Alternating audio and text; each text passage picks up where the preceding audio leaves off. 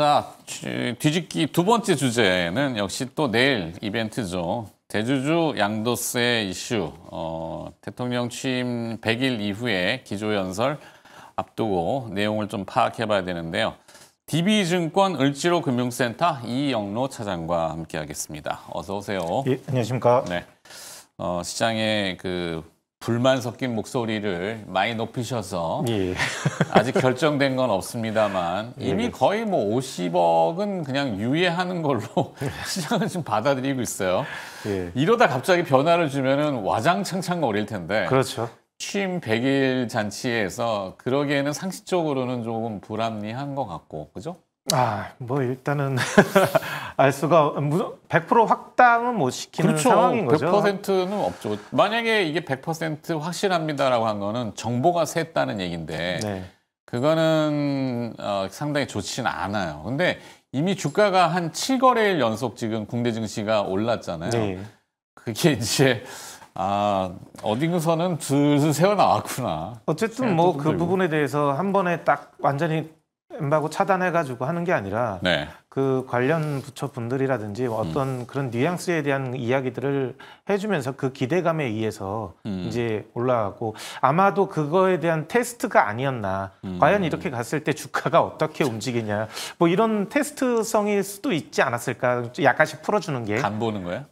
근데 여기서 뭐 주가가 안 움직이고 그런다 그러면은 아닌가 보네? 이렇게 할 수도 있는 거니까요.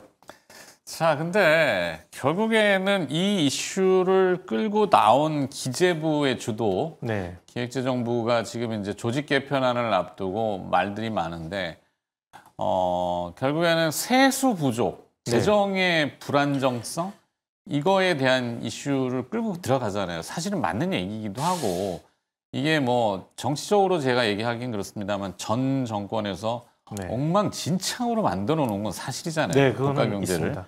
그렇게 해서 넘겨놓고 지금 막상 뭘 하려고 그러니까 아무것도 없고 거의 볼펜 한 자루도 없던 시절에 출발해가지고. 저는 뭐 이제 좀 이거 세금에 대해서 이걸 우리가 이게 뭐 많은 부자들에 대해서 부자 감세냐, 세수 부족을 어떻게 메울 것이냐. 이번에 뭐 50억에서 10억을 낮추는 거에 대해서 부자들에 대해서 그거를 부자 감세?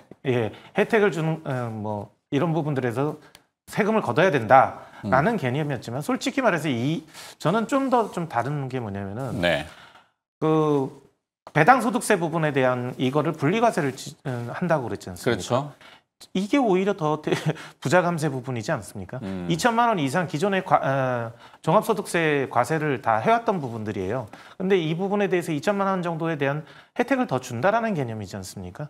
그 부분에 대해서 과세 표준에 대한 기준에 대해서 조금이라도 더 그쪽을 준다라는 건데 이거는 배당이나 이런 부분들에 대한 소득이 2천만 원 이상 나오려면은 기본적으로 은행이라든지 증권, 이제 주식 이런 데에다가 수십억 원에 대한 돈을 그냥 묶어줄 수 있는 분들이 그거에 대한 해당이었습니다. 근데 이 부분은 그러니까 하면서 이거는 아무 말이 없어요. 그런데 대주주 양도소득세에서 50억에서 10억으로 당연히 가야 된다. 여기서 세금을 걷어야 된다. 이거는 세금을 회피하기 위해서는 주식 팔아버리면 되거든요. 이거에 대한 실효성이 그만큼 있었냐? 그런 건 아니라고 봅니다. 거기서 세금을 걷어들일 생각은 좀 잘못된 생각이지 않았을까. 그래서 이번에 다시 50억으로 환원해 놓는 게 맞지 않나 그렇게 좀 생각을 합니다. 설마 그 어정쩡한 중간에 어디 세분화 뭐 이렇게 어제 또 기재부 장관이 애매모호한 뉘앙스를 주셔가지고 실망이 크죠. 그렇게 하면은 이상하겠죠? 그렇죠. 뭐 순차적으로 내리긴 했었지만 10억과 50억의 중간 어디 30억. 중간에 내릴 때는 그렇게 내려왔었지 않습니까? 그런데 일단은 이제 국민들이 50억에 대해서 일단 다시 환원시켜가지고 환호를 해가지고 좋아했어요. 그런데 그거를 다시 뺏겠다? 그거는 이제 국민들을 갖다가 너무 이제 그렇죠. 뭐 정치인은 어차피 여론과 표심일 텐데. 그 자충수를 두지는 않을 거다. 정무적인 판단이 있을 거다. 정책의 일관성이 있어야죠. 정무적 판단. 자, 그러면은 이제 거래세와 또 금투세. 거래세는 지금 올렸죠. 뭐 그 약간의 좀 상승시킨 건 있는데 그거는 실질적으로 거래세 부분에 대해서 거래가 활성화돼서 하는데 대부분의 사용자라든지 이런 분들이 그 거래세에 대한 이 부분을 체감을 잘 못할 정도 부분이기 때문에 그거는 좀 잘 모르실 거예요. 대부분이 어느 정도가 올랐는지. 근데 아주 0.0 1% 정도, 몇 프로 정도 이렇게 좀 올랐던 부분이기 때문에 거래세에 대한 부분은 좀 저는 상관이 없다 이렇게 좀 보여집니다. 상관이 없긴요. 거래세 많이 뜯어가지고. 뭐 우리나라 주식 투자, 그러니까 장기 투자가 되면은 좀 근데 사실 문화가 이렇게 잘 안 돼서 막 치고받고 단타를 안 하기가 어려워요. 변동이 크니까. 그러다 보니까 이 거래세는 내가 모르는 사이에 쭉쭉쭉쭉 나간단 말이에요. 그죠? 이게 자고 일어나면 누가 내 계좌에서 돈 빼간 줄 알고. 보이스피싱이야? 근데 이게 거래세 부분을 보시게 되면 대부분이 이제 한호가 정도 수준의 예, 그 차익 금액이 큰 것도 한호가 예, 부분이기 때문에 잦은 매매하는 것보다 장기 투자를 개념으로 유도를 하는 부분들이고요. 이거 잦은 매매 안 하시면 거래세 별로 안 나가십니다. 장기 투자 개념으로 해서 배당이나 이런 부분들로 하고 미국처럼 하는 거를 원하는 거지 않습니까? 네. 그 장기 투자를 유도를 해서 배당이라든지 이런 부분들로 해서 국민들한테 돌려주겠다. 그래서 투자자들의 그 배당 소득을 갖고서 하나의 또 다른 수입을 만들어주겠다라는 취지로 가는 부분이기 때문에 네. 예, 그 부분에 대해서는 저는 자, 그러면 이제 조금 뭐 결론이 필요한데 결국엔 내일 이벤트는 내일 이벤트고 예. 그 결과가 어떻게 작용할 것인지 더 효과적으로 시장에다가 막 온기를 불어넣을 것인지 예.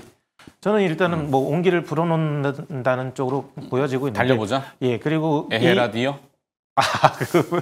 그건 아니고 어쨌든 이제 이 부분이 이제 다시 이렇게 나오면서 증권주나 지주사들이 움직이기 시작했거든요. 근데 증권주들 같은 경우도 보게 되면은 기존에 이 추지를 나왔을 때 많이 이제 올라갔었어요. 그러다가 다시 이제 뭐 10억으로 하겠다라는 얘기가 나오면서 25% 정도에 대한 주가 조정이 발생을 해버렸습니다. 네. 그리고 지금 현재 이게 쭉 진행하고 있는데 보통 PBR이 지금 증권주들은 0.3에서 0.4 정도 평균적으로 가고 있고요. 미래에셋만 조금 이제 높게 가 있는 상황인데 그 정부에서 발표했던 PBR이 0.8 이상에 대한 거를 좀 만들겠다라는 이런 이야기들을 했었지 않습니까? 네. 그러면은 이제 증권주에 대한 이 관심도는 더 올라갈 것이고 거래가 활성화되고 많이 하게 되면은 증권회사들의 수익도 분명히 더 좋아질 거기 때문에 그쪽 부분에 대해서 좀 더 이제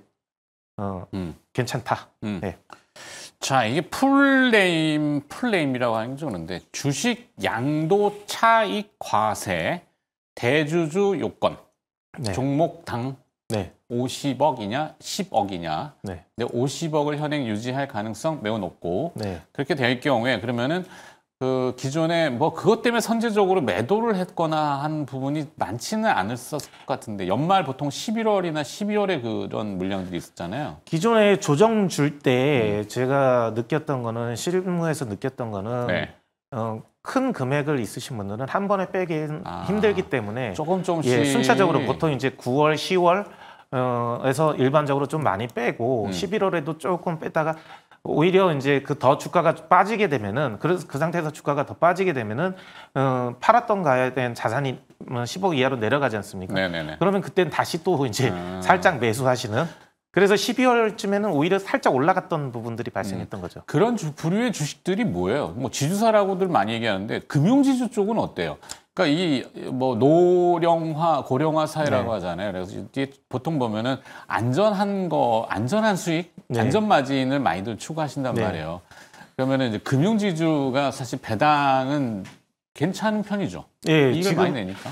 최근에 이제 정부 정책에 의해서 금융지주사들도 배당을 좀 많이 줬고 기존에도 금융지주사들 같은 경우는 5% 이상의 배당을 좀 많이 줬었던 부분들인데 이 부분에 대해서 배당이 좀 더 확대되고 있는 상황인 거고요.